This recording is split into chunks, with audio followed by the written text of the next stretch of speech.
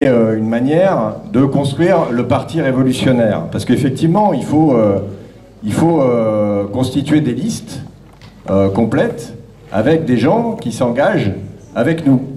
Et ceux qui s'engagent avec nous, ils s'engagent à défendre le camp des travailleurs. Et pour nous, c'est ça qui est important.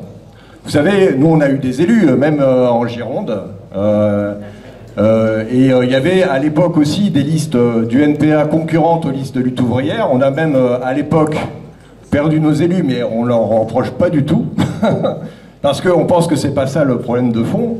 Le problème de fond, c'est la période qui fait les résultats électoraux.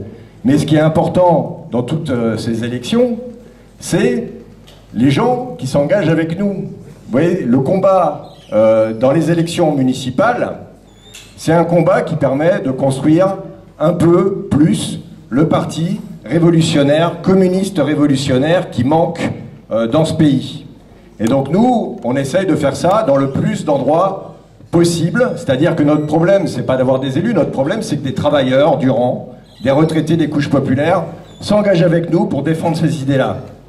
Donc on a une vision militante, on s'adresse, comme partout, aux travailleurs du rang, à la population en bas, pour essayer de faire quelque chose, de faire un pas, avec quelques dizaines, quelques centaines, quelques milliers de travailleurs, parce qu'au niveau du pays, ça représente 10 000 travailleurs qui s'engagent avec nous dans les élections municipales. C'est pas rien, c'est quelque chose, hein, pour notre petite organisation, qui est 10 000 personnes qui viennent avec nous défendre ces idées-là, et ben pour nous, on considère que c'est quelque chose de marquant. Voilà. Et donc, on tient à faire ça dans le plus d'endroits possible, parce que ça engage avec nous quelques milliers de travailleurs. Je voulais aussi revenir sur l'unité. L'unité des travailleurs, nous, on est pour l'unité des travailleurs.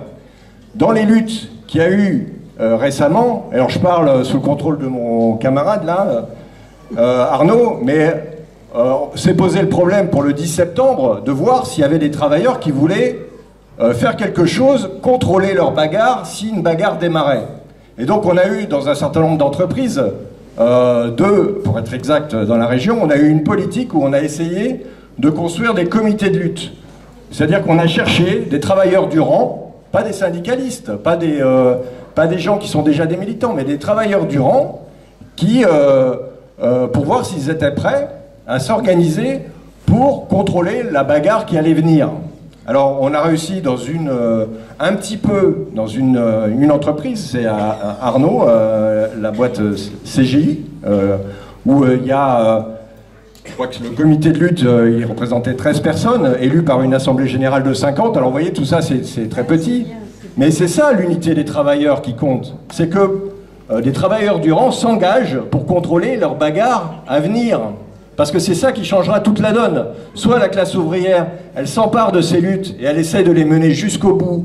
Et le bout, là, il n'est pas défini, ça peut être la révolution sociale. Soit la bagarre, elle reste contrôlée par les confédérations syndicales ou par des partis politiques. Et bien là, ça n'ira pas plus loin qu'en juin 36.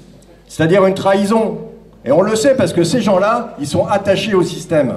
Ils ne le renverseront pas, ils y sont dedans. Ils sont attachés au système. Et les dirigeants des confédérations syndicales et les dirigeants des partis de gauche. Donc nous, l'unité, oui, c'est l'unité des travailleurs par en bas pour imposer leurs intérêts dans les bagarres à venir.